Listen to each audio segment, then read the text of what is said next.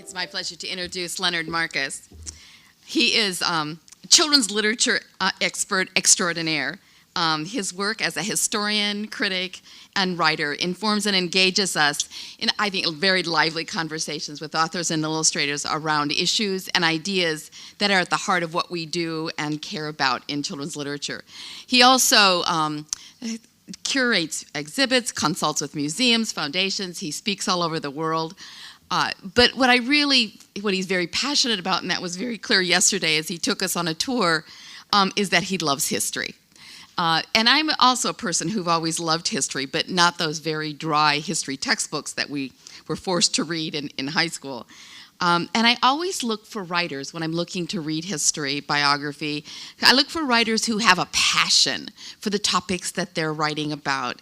And I think Leonard just imbues his books with that passion, whether he's writing about picture books, fantasy, golden books, Margaret Wise Brown, Ursula Nordstrom, Randolph Caldecott, Maurice Sendak, humor, sharing us conversations with authors and illustrators. And one of the things that I really believe is that history is our touchstone, that it frames the way that we think about the world, and it gives us a sense of humanity. I think that we really need the past. We have to look at the past to really understand our present, and to have a possibility for changing the future. I think it's history that provides us with a perspective in the midst of the chaos of our present lives. And it allows us to locate ourselves, to really, through stories of the past, we have the sense of where we are now, but we also see the possibility of change in order to create a better future. Without that sense of history, that realization that things can change is something that's hard to take a hold of. So I want to welcome Leonard this morning. I see him as really a touchstone in locating ourselves within our field of children's literature. Thank you. Welcome.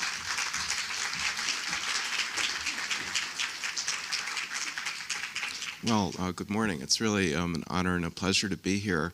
I'm planning to go to New Zealand next year, and I just hope that bungee jumping is optional.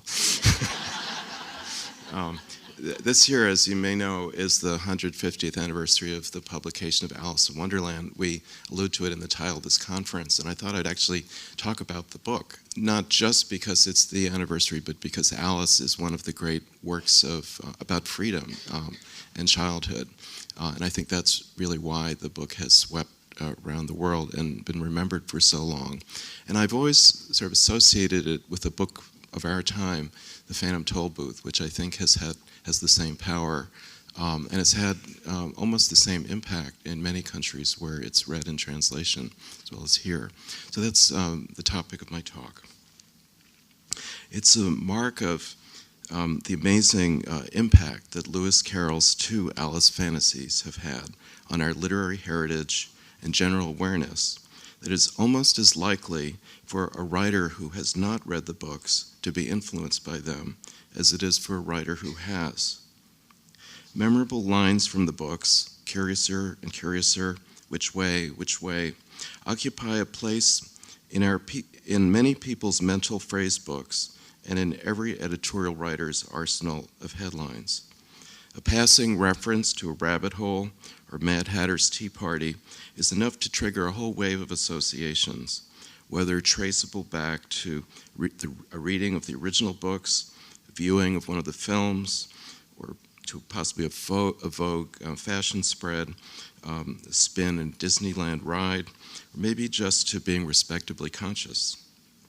John Tenniel's line illustrations turn up in so many and in such varied contexts, shopping bags, menus, ads for computers, and pet care services, that much like the iconic images of Norman Rockwell, they no longer need actually to be seen, to be experienced. We carry them with us all the time.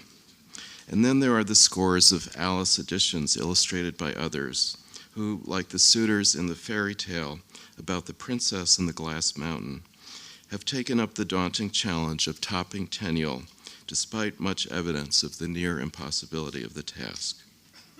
I want to focus this morning on one mid-20th century American work of literary fiction that is often mentioned in the same breath as the Alice books, and which, like them, was first published in, and is still mainly thought of as a fantasy for children.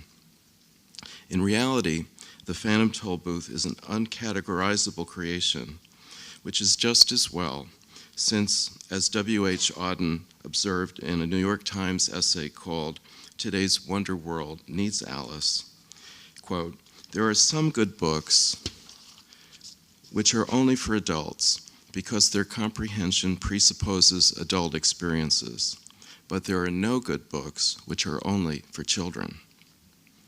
Carroll wrote Alice's Adventures in Wonderland at a time when literature aimed at engaging the curiosity and imagination of young people can hardly be said to have existed. Books for the young, of which there were certainly a great many in 1865 on both sides of the Atlantic, tended instead to be earnestly instructive and to foreground religious or secular instruction. This was done in the belief either that children were too dull to grasp the message of a book if it was not spelled out for them in the clearest possible terms, or that a young person might be materially harmed by reading matter that distracted him or her from the serious business of growing into maturity. In the time of Carroll's own childhood, a very few children's books came along that would set the stage for his own. Foremost among these, Edward Lear's A Book of Nonsense, which was from 1846. Fearing to dilute his reputation as one of England's leading ornithological artists, Lear published his merry collection of limericks and drawings under a pseudonym, as of course the Reverend Charles Dodson would also do 20 years later. One of the glories of Alice, and one of Carroll's chief contributions as a foundational figure of modern children's literature, lies in the blithe self-assurance with which he embraced verbal hijinks and narrative playfulness as worthy ends in themselves. At issue was the role of reading in a young person's life, and Carroll was very much in the minority in not treating a children's book as an extension into the home of the child's experience of church or school.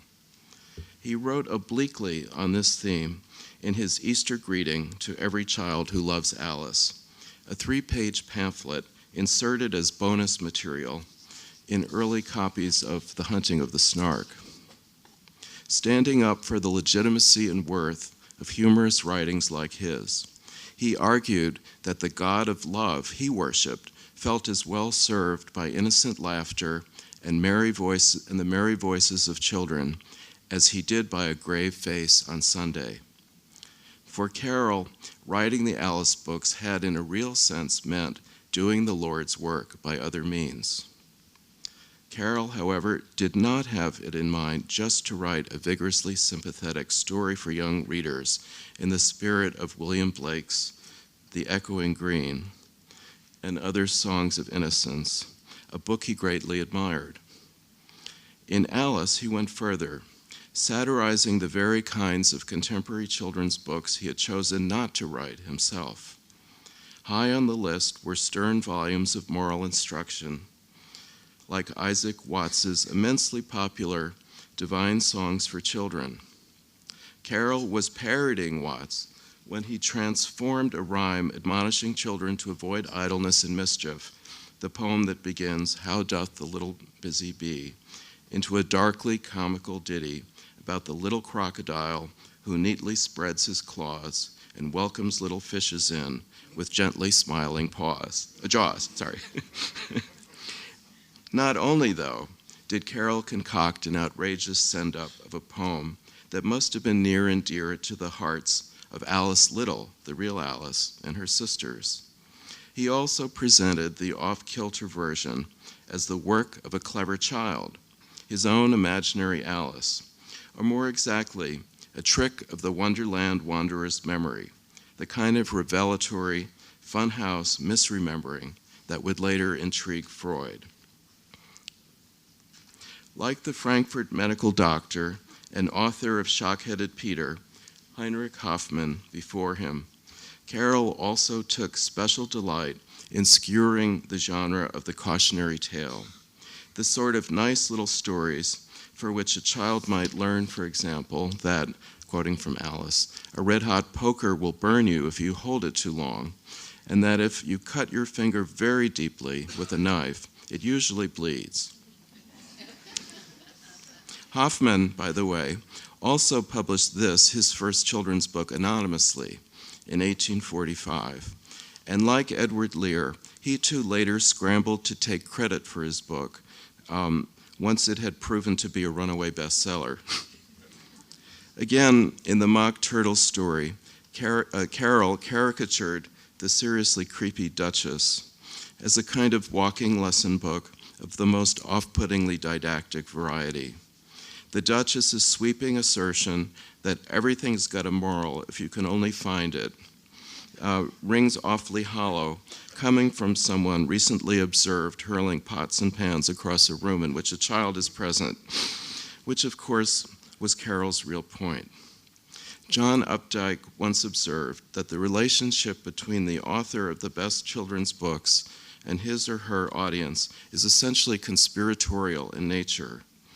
In Alice, Carroll adroitly takes readers into his confidence, the knowing stage whisper being one of his most characteristic narrative maneuvers, as he serves up a broadly based challenge to authority figures in general, and a sly wink to the reader not to be cowed by the adults in their lives who claim to know best when in practice they very often do not. Carroll's target list is as wide-ranging as it is cheeky. Kings, queens, judges, jurors, teachers, mothers, supposedly wise old men. Not only do these bossy grown-ups, not all of them even humans, attempt to lord it over Alice, more often than not, they are also quite nasty about it. The Blue Caterpillar's maddening opacity, the Mad Hatter's cutting sarcasm and provokingly bad manners, the Queen of Hearts' tendency to generate spirals of fear, it's quite a litany. Only God and his earthly emissaries, it seems, are spared a ribbing, and not by chance, as perhaps may be inferred from Carroll's essay of 1888 on the relationship of religion and theater, titled The Stage and the Spirit of Reverence, which he sees no place within the robust tradition of English satire that he himself so relished for mockery of the Creator, though Carroll does leave open the door to holding, quote, ministers of religion up for ridicule, quote, when they deserve it. And still Carroll pressed onward and inward, turning his satirical razor edge to consideration of the very wellsprings of authority, to logic and its misapplications, the Drink Me episode being a priceless example. Language and the ultimately unstable relationship words have to the world they mirror. Do cats eat bats? Do bats eat cats? And the unsettled nature of the self. The Blue Caterpillar's "Who are you?" is a good question to ask or be asked at any age. And in Alice, Carroll, the generation before Freud, offers the radical response that perhaps there is no single unified self, and that human identity may be best understood not as character in the monolithic Victorian sense, but rather as characters, a freewheeling cast of them, all jostling to be heard and acknowledged, like those supposedly met by Alice, though in fact conjured up by her in her Wonderland dream. The bold irreverence of the Reverend Dodgson's enterprise proved to be a liberating experience for generations of readers, and among them for countless writers and illustrators as well. Among the books from recent times that most fully embrace Carroll's contempt for false authority, and which, like Alice, luxuriate in the power of the mind to discover its own core truths, is Norton Juster's The Phantom Tollbooth. A work first published in 1961 with illustrations by the satirical cartoonist Jules Feiffer. In countless interviews over the years, including some with me, Juster has claimed not to have read Lewis Carroll until after the rapturous first reviews of The Phantom Tollbooth appeared, the New York Times, the New Yorker, and elsewhere, each invariably likening the book to the Alices, with such other top-tier classics as The Wizard of Oz, Gulliver's Travels, and even John Bunyan's Pilgrim's Progress thrown in for good measure. There is no reason to doubt Juster's word on this, although it is notable that the man who published The Phantom Tollbooth, Jason Epstein, did so not in his day job role as senior Random House editor, but rather as the proprietor of a nifty side venture called Epstein and Carroll, where Edward Gorey was the art director, and where The Phantom Tollbooth stood out as the only original work on a list otherwise comprised of children's classics reissued under the umbrella title The Looking Glass Library. Featured were old chestnut works by E. Nesbit, Andrew Lang, and Lewis Carroll himself, among others. Auden, Edmund Wilson, and Phyllis McGinley were editorial advisors on this remarkable project that sank with all but without a trace. But what a trace! The Phantom Tollbooth, like Alice, is an exuberant work of satirical fantasy, riddled with outrageous wordplay and infused with a rigorous contempt for arbitrary authority and unthinking behavior. Like the Alices, it too presents an uncommonly candid and accurate portrayal of the child's reality as it unfolds in a whirl of chaos and confusion. It too is a liberating affirmation of the power of imagination, curiosity, language, and image to expand a young child's world, or for that matter, anybody's. Born in 1929 in Brooklyn, New York, to Eastern European Jewish parents, Juster was a working architect and a pugnacious, restless spirit, 30-something-year-old, with energy to burn, when he hammered out The Phantom Tollbooth during a 6-month span that was supposed to have been devoted to a serious nonfiction work for teens about the aesthetics of modern urban life. The Ford Foundation had funded the project in the hope of sparking fresh interest in city living in a generation that had largely grown up amid bland urban sprawl. Overwhelmed by the task and in desperate need of distraction, Juster composed a series of amusing vignettes about a schoolboy who, feeling lost in his own sea of facts and figures, longed for a way out of a situation that was much like the author's own. A friend put Juster in touch with the famous Random House editor, and much to his surprise, offered Juster a contract with only a third of the book actually in hand. That and an outline dashed off at the last minute to make the project look credible. It was lucky for Juster that he knew so little about the book world into which he had casually ventured. Had he known more,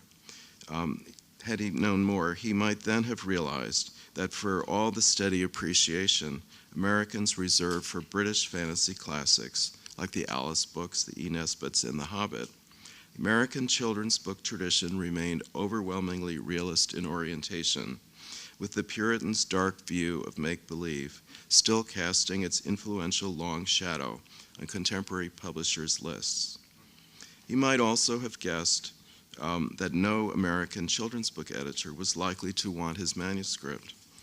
Epstein, who had left Doubleday for Random House after being blocked by his superiors from publishing Lolita, was very much the maverick exception. The reviewers who picked up on the Carroll connection did not have far to look. As in Alice's Adventures in Wonderland, the first glimpse we have of the Phantom Tollbooth's Milo is of a child suffering from boredom. Home from a long and typically unrewarding day at school, he bemoans his seemingly pointless daily routine. Quote, "When he was at school," the author writes, "he longed to be out, and when he was out, he longed to be in. On the way, he thought about coming home, and coming home, he thought about going. Wherever he was, he wished he were somewhere else, and when he got there, he wondered why he'd bothered." Nothing really interested him least of all the things that should have. It seems to me that almost everything is a waste of time, he remarked one day as he walked dejectedly home from school. Any child would relate to Milo's predicament, as Carol had realized when he introduced Alice as a somewhat younger school-age child, who, finding nothing of interest in the grown-up book her older sister is reading, turns to consider, quote, whether the pleasure of making a daisy chain would be worth the trouble of getting up and picking the daisies. It is a small but telling moment, highlighting as it does both Alice's and Carol's dissatisfaction with the standard issue romantic image of the child as a young innocent whose easygoing communion with nature could be taken for granted. Carol, in contrast, plants a thoughtful head on the young girl's shoulders, albeit a head with a somewhat precarious relationship to those shoulders. And we find him anticipating modern psychologists like Piaget and Erikson in his dry-eyed recognition of childhood as an emotionally fraught and jagged quest to solve the riddle of identity. Things happen fast in that astonishing opening chapter. In the same sentence in which Alice decides against daisy picking, the white rabbit makes his appearance, a surreal emissary from another realm, with whose help Carol soon dispatches Alice from this world to Wonderland. The rabbit hole scene is surely one of fantasy literature's most deftly managed sleights of hand. It is also one of modern children's literature's defining moments, announcing as it does, with irreducible clarity, a core theme of the genre, the young hero's realization that everything she has learned up until that moment is not enough for the strange and necessary quest for selfhood. Impressive vocabulary, the good manners of the well-bred, geography lessons, fond thoughts of a cherished pet. Mid-fall, it becomes apparent to Alice that none of this will quite cut it. It is as though her John Locke mind slate had just been wiped clean, or as though Carol's own abhorrence of pretension and cant and impatience with received opinion were about to become her own. Early drafts of the Phantom Tollbooth, which can be found, by the way, at Indiana University's Lilly Library, show how hard Juster struggled with the challenge of stage managing Milo's passage from mundane reality to the alternate world called the lands beyond. The modern pressure to furnish rational explanations for everything was upon him, and for a time he sweated the procedural details of the mysterious box that contained the toy toll booth, giving due consideration to the doorman's reaction to the box's arrival, as well as to the reaction of each of Milo's parents, and so on. All of this proved to be pre-writing that dropped out of the equation well before the final draft, as Juster realized that no such explanation was required, because, as J.R.R. Tolkien had wisely observed in his essay on fairy stories, the true object of fantasy is not the possible, but the desirable. It is because any school-age child would so easily recognize him or herself in Alice and Milo, in their boredom, that readers would be prepared to follow either of them wherever their adventures led. Juster wrote The Phantom Tollbooth not long after the enactment of the Federal Aid Highway Act of 1956, and in the high moment of America's love affair with cars with cartoonishly outsized tail fins. And Juster has said that if Milo's story were ever to become dated, it would be because highway toll booths had finally become a thing of the past. For now, at least, however, Milo's toll booth remains as good a magic portal as any rabbit hole or wardrobe, and lucky for him, it comes with a user's manual, the sort of rule book that Alice in Wonderland wishes for and never finds. In this regard and others, Milo, a child of the prosperous post-war American baby boom generation, leads a more sheltered life than Alice, even when out adventuring. Thus, while Alice, the stoic, stalwart mid-Victorian, makes her way through Wonderland entirely on her own, Milo lights out for the lands beyond at the wheel of a sporty roadster. toy roadster. And this is actually the kind of thing that he could have had. And in the company of two older, more experienced traveling companions. One of the latter, the shaggy, Thurber-esque watchdog named Talk, is an avuncular and genuinely sympathetic presence, as well as a reliable sounding board and font of sensible advice. It is as if the blue caterpillar had come down from his mushroom, turned unaccountably amiable, and agreed to take part in a leisurely road trip for three.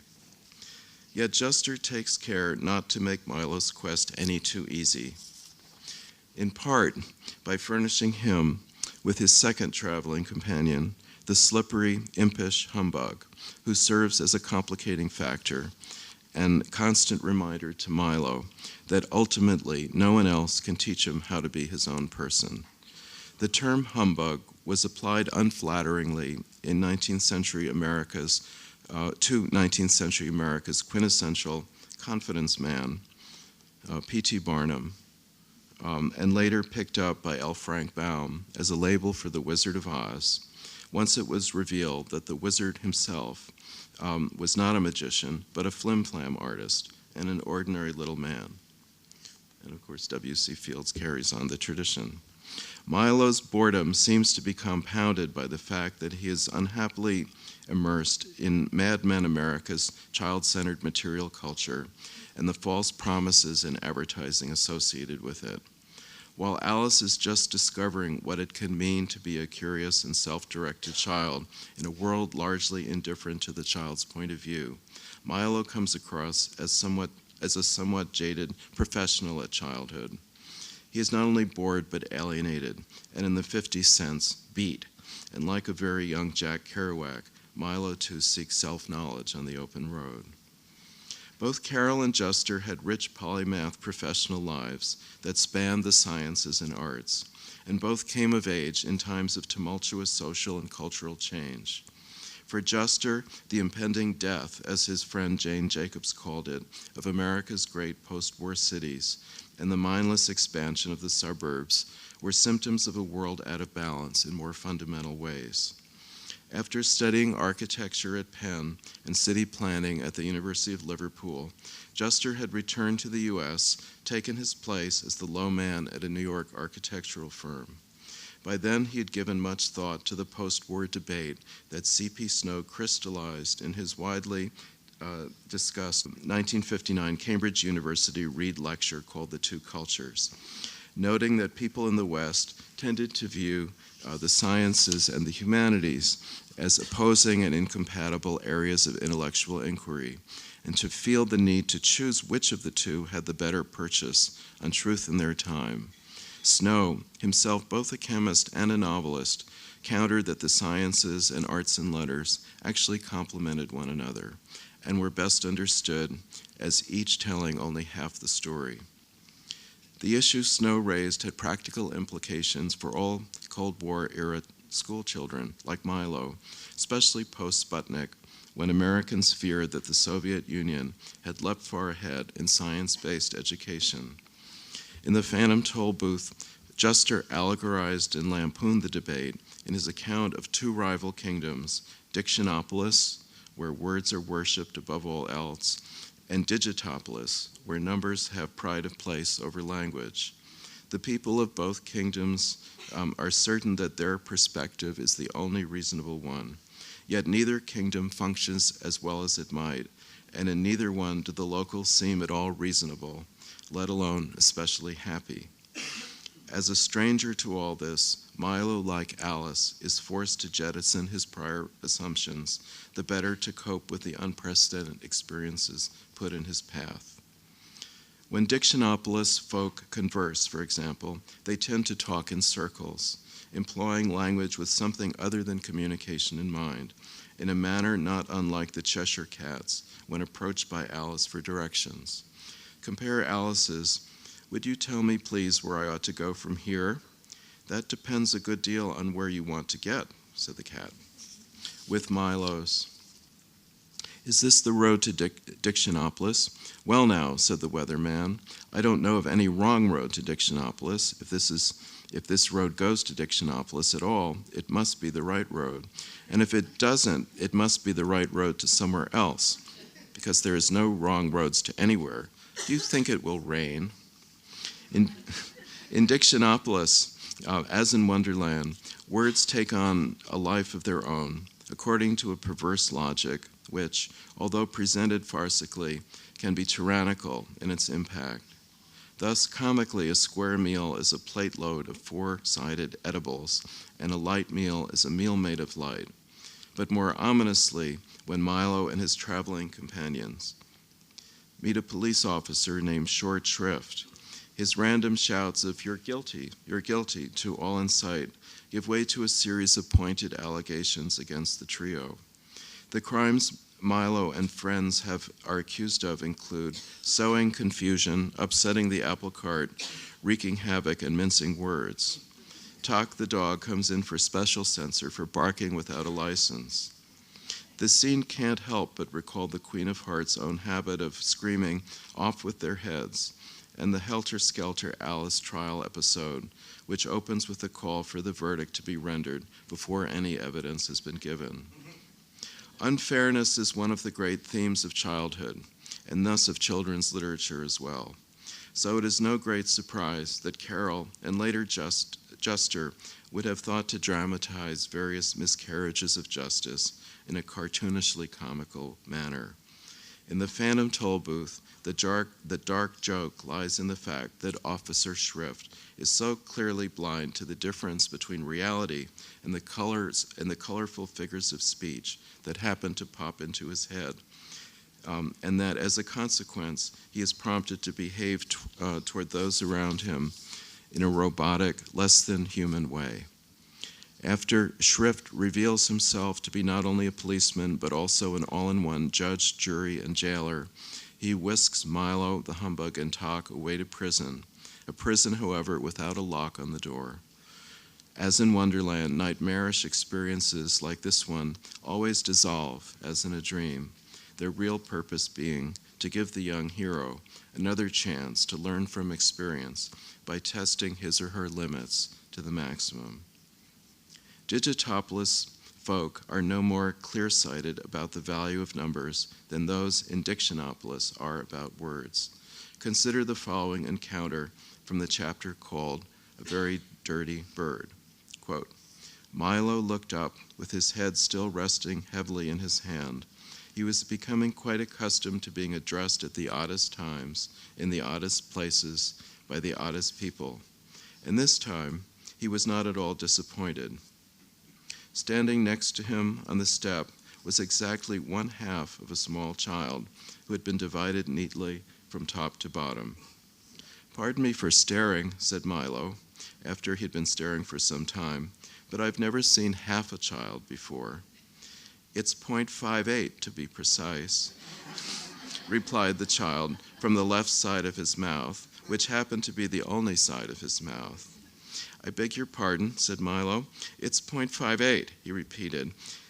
It's a little bit more than half. Have you always been that way, said Milo impatiently, for he felt that that was a needlessly fine distinction. My goodness, no, the child assured him. A few years ago, I was just 0.42. And believe me, that was terribly inconvenient.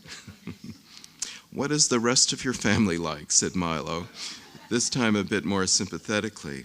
Oh, we're just the average family, he said. He said thoughtfully, mother, father, and 2.58 children. And as I explained, I'm the 0.58. It must be rather odd being only part of a person, Milo remarked. Not at all, said the child. Every average family has 2.58 children, so I always have someone to play with. Or, as Dr. Seuss had written just a few years before in The Cat in the Hat, it's fun to have fun, but you have to know how. As Juster searched for a narrative through line for Milo's adventures, he extended the allegory by introducing twin princesses, Rhyme and Reason, whose banishment from the lands beyond, he writes, is the cause of the warped perspectives from which the two kingdoms suffer. On learning of rhyme and reason's plight, Milo has a kind of developmental growth spurt, decides that rather than merely wander from point to point, he will embark on a quest to restore rhyme and reason to the world. With this swerve toward purposefulness, the Phantom Tollbooth does indeed begin to resemble John Bunyan's allegory, although the nimble playfulness of Juster's joking voice is much closer in spirit by far to Carroll's than to that of the 17th century English moralists. A major influence on Juster that was never cited in all the glowing reviews was the antic comedy of those mad hatters of the motion picture screen, and I strongly suspect Wonderland fans themselves, the Marx Brothers. In Carroll's time, Charles Darwin's On the Origin of Species, first published 6 years before Alice's Adventures in Wonderland, posed the greatest forest-rattling challenge to his contemporaries' bedrock values and convictions. Not nearly enough is known about Carroll's reaction to Darwin's theory, but we do know that he was intrigued, as evidenced by the fact that Carroll had 19 books in his personal library by or about the revolutionary naturalist, who had in effect dared to rewrite the biblical creation story. As a mathematician and devout Anglican, Carroll had long since internalized the fervent Victorian debate over the relationship between science and religion. And in Alice and elsewhere, we can catch occasional glimpses of him scrambling to make what sense or nonsense he can of his fellow Victorians' explosive account of the relentless changefulness of life. References to Alice to animal predation, to the seeming randomness of human experience, and to the extinct dodo hint at the themes that may have defined his undoubtedly spirited inner dialogue. The indelible final Wonderland scene in which Alice shields herself from the shower of playing cards as she reemerges from dream consciousness encourages the notion that perhaps Carroll himself was struggling to gauge the extent to which chance is a factor in human existence. If Darwin's ideas nipped at the heels of Carroll's religious faith, they most certainly did not destroy it. Rather than embrace or reject Darwin outright, he seems to have focused on the entertainment value of the proposition that humans were somehow descendant from primates. Must it not have been Carroll who asked or instructed John Tenniel, after finally rendered drawings for the Caucasus Race chapter had already been prepared, to insert the image of an ape in each of the 2 illustrations for the chapter in which a grouping of animals stand assembled? Post-Alice, Carroll continued to toy with Darwin-inspired ideas and images. The chessboard game of wits he invented and eventually published under the name Laneric started out as a game of chance called Natural Selection. And in Vanity Fair, the British magazine where Carroll introduced the word game doublets, he issued a series of amusing challenges to readers, including one to play Darwin and, quote, evolve the word man from the word ape, a transformation that can be accomplished via the sequence, you change one letter at a time, ape, ar, air, ear, mar, man.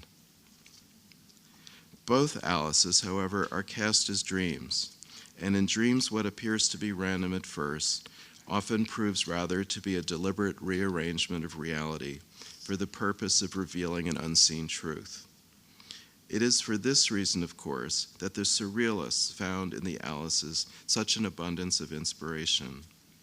The Phantom Tollbooth and the Alice fantasies are each salted with many such dreamlike moments of revelation, as when, for instance, Alice repeatedly changes size, not in the gradual, unidirectional way associated with conventional ideas of growing up, but rather in sudden fits and starts, in which Alice grows up, down, and every which way.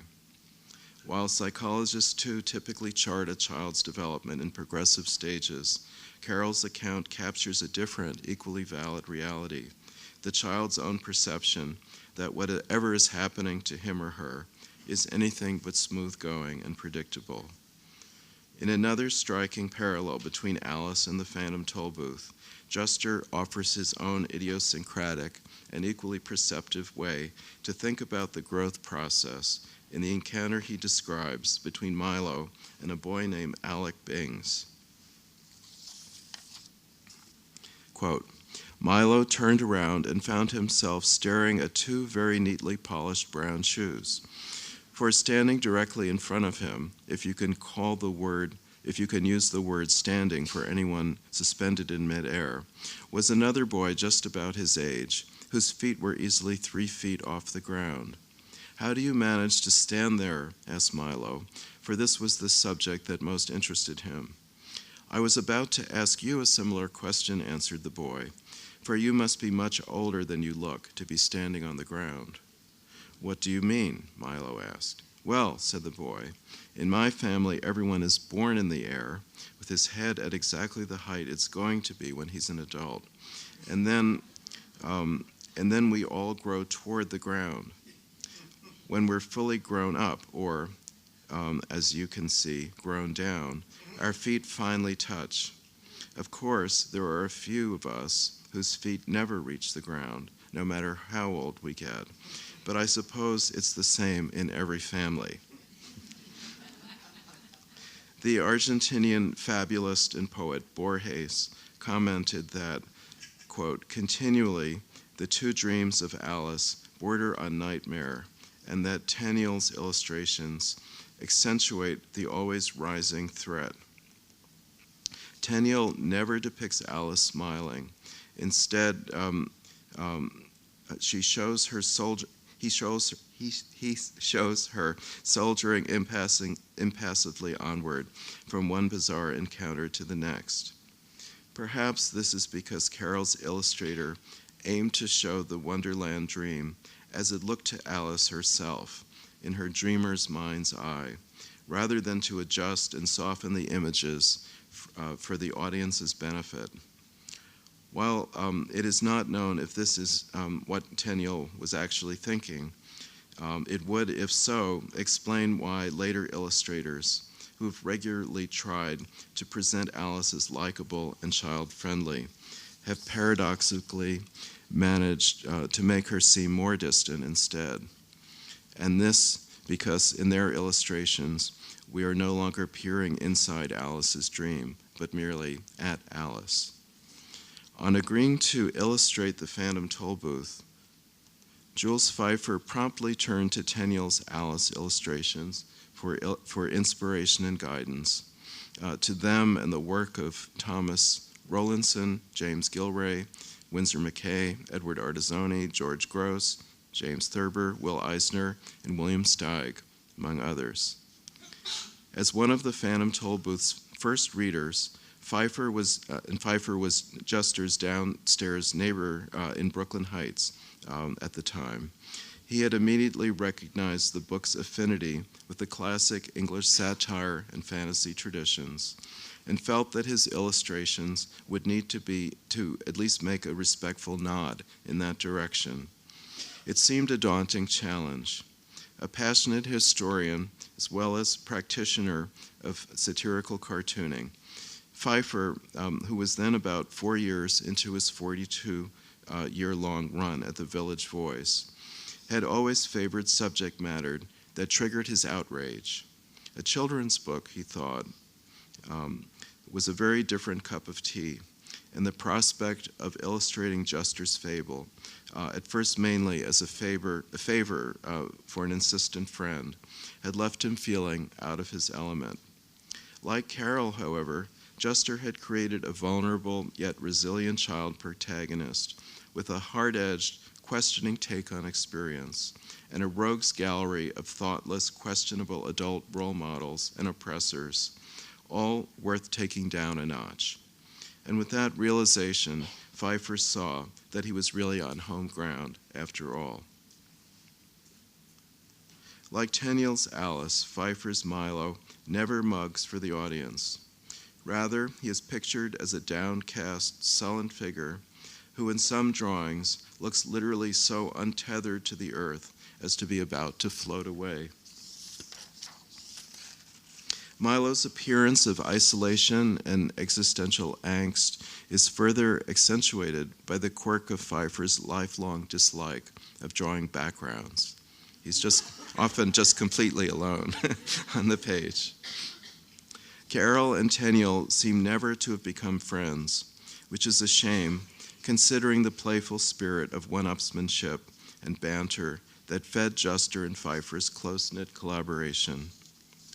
While inventing thought puzzles to pry open Milo and the reader's capacity for living with paradox and contradiction, Juster deliberately set out to devise unillustratable scenes for Pfeiffer to agonize over.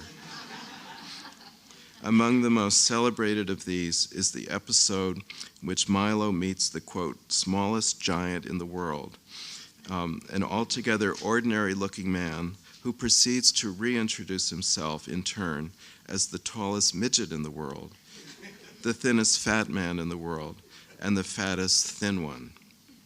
Juster's brain teaser highlights the concept of relativity in general, and more especially that of the elasticity of verbal definitions, ideas that do not necessarily lend themselves to visualization. Pfeiffer, however, rose handily to the challenge by simply repeating the same drawing of the man 4 times, each with a different label. Later in the story, when Juster insisted that the armies of wisdom ride into battle on horseback rather than on the backs of cats, which is what Pfeiffer had wanted, the artist found an amusing way to take his revenge, as can be seen by comparing the number of horses in this picture with the number of riders.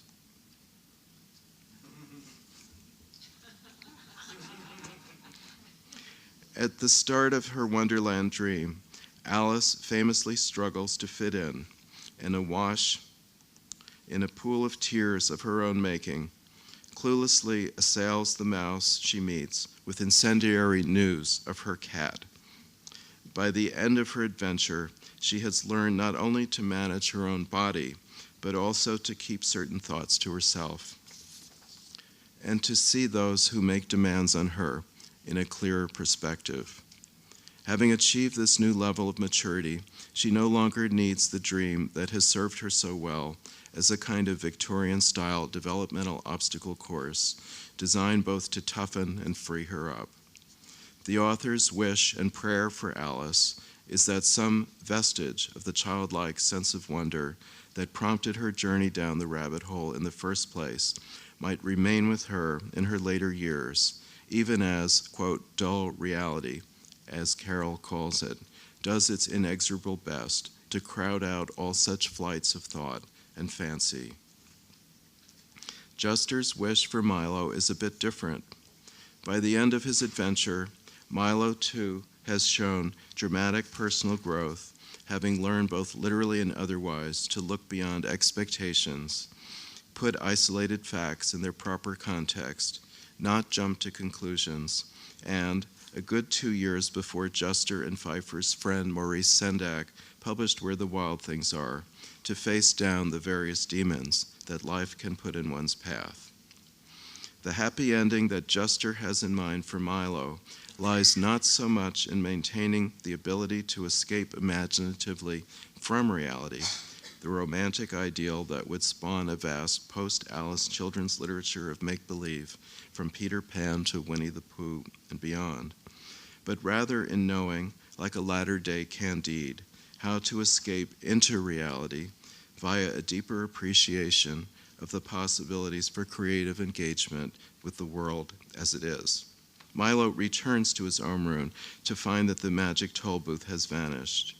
A mysterious letter left for him in its place explains that the toll booth has been sent elsewhere, as there are so many other boys and girls waiting to use it too. No matter, though, for the letter concludes on this tender valedictory note, quote, "It's true that there are many lands you've still to visit, some of which are not even on the map, and wonderful things to see that no one has yet imagined. But we're quite sure that if you really want to, you'll find your way to reach them all by yourself.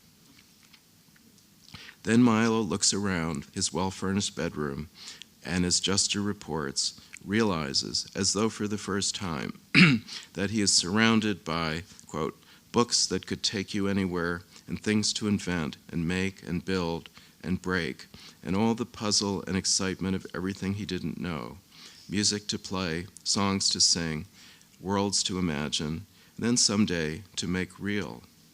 His thoughts darted eagerly about as everything looked new and worth trying. Milo has learned not only how to have fun, but also how to learn. Written nearly a century apart, Alice and the Phantom Tollbooth still have the power to make the world, in Michael Chabon's words about the latter book, seem deeper, richer, and at once explained and paradoxically more mysterious than ever. They remain among the handful of books that, while typically first met in childhood, are never completely outgrown. Auden was right, at least about them. Today's Wonder World does need Alice and Milo, and so do today's children. Thank you.